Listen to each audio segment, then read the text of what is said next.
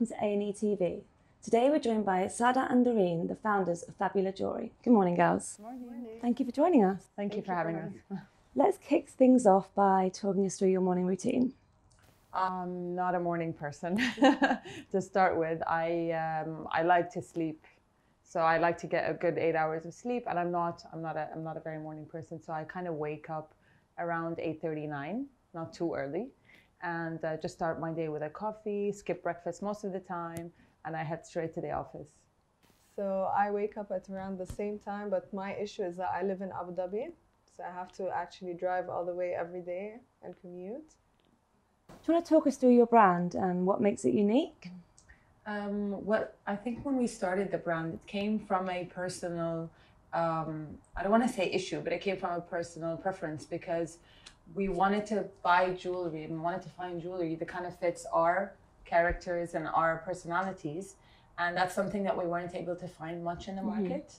So I think that's what really makes it unique. And the fact that everything we do is customizable. So it goes down to every single detail of what the person wants to wear as jewelry, you know? Talk us through your first memory to do with jewelry.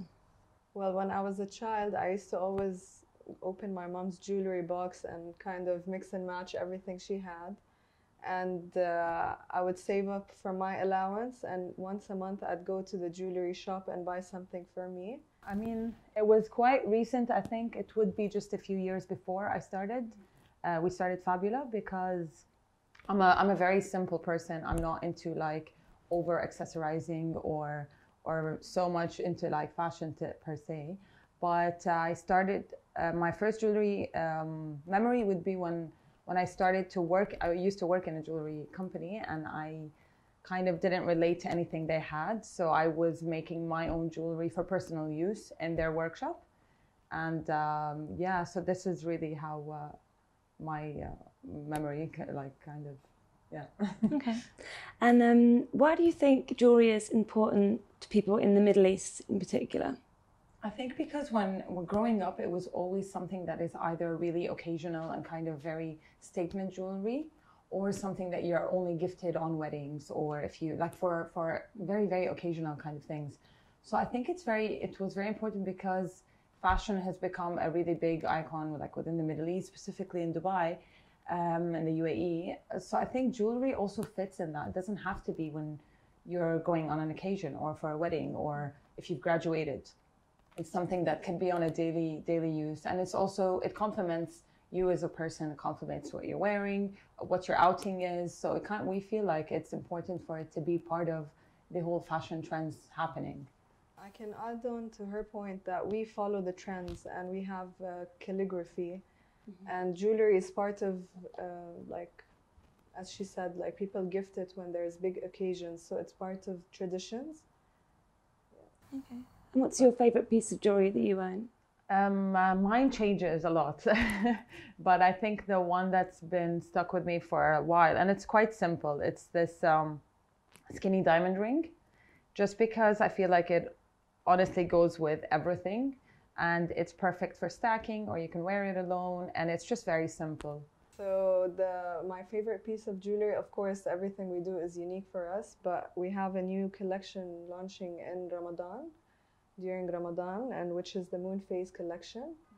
So I'm addicted to like the phases of the moon and how it affects like the ocean, our moods. Like I go crazy on full moons. Moon child. Yeah. So I think that's by far my favorite collection. And what do you think is your biggest achievement to date? I think, to be honest, it was starting this company. I started taking the serious step and leaving the corporate world where you're very comfortable, and starting this from nothing and really sticking to it. So I think that would be my biggest achievement. To add on to her point, we started it off like it was something very small, and then our friends started buying from us, and then it grew. Their friends started purchasing items from us, and then we're like, okay, this has a big potential. And then like it just kept on growing and growing, and now like thank God and alhamdulillah, we have our own showroom, which is a big achievement for us, and we're expanding regionally and hopefully worldwide. Lovely. Yeah. How about the biggest challenge you've had to overcome? Challenge? We've had many challenges. Like sometimes we get stuck on designs. Darine and I we have to squeeze our brains to get something new out. And there's a lot of competition, especially in the Middle East. There's a lot of competition. So you always have to go and follow the trends and make sure you stand out in the market. Yeah. And what do you still want to achieve, either within your career or in your life in general? With my career, I would love to see Fabula internationally. I think we've started getting there because we do get international orders and we do get a lot of questions and interests from abroad. So I definitely, as a career-wise, I would definitely like to be placed internationally. And I mean outside the GCC, because we're currently in Kuwait as well and we're working on Saudi, but we'd like to be part of London, Paris, New York, all these cosmopolitan places.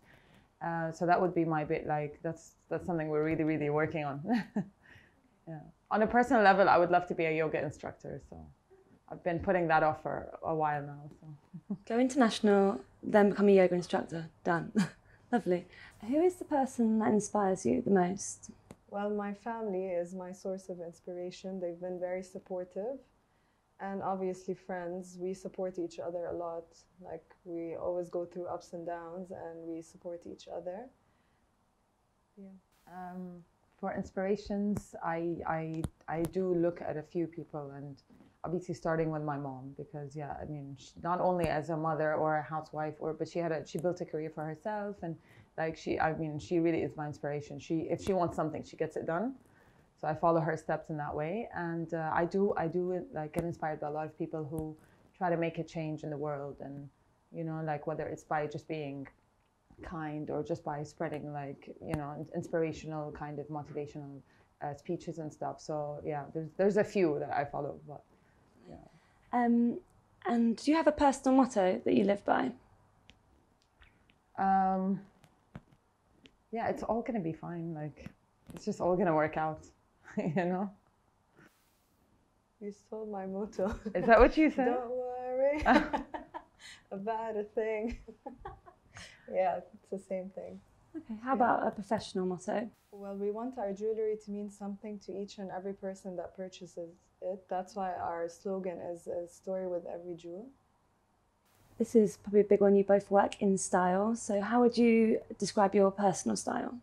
I think I'm more of classy chic. Yeah, I'm not too wild with my style.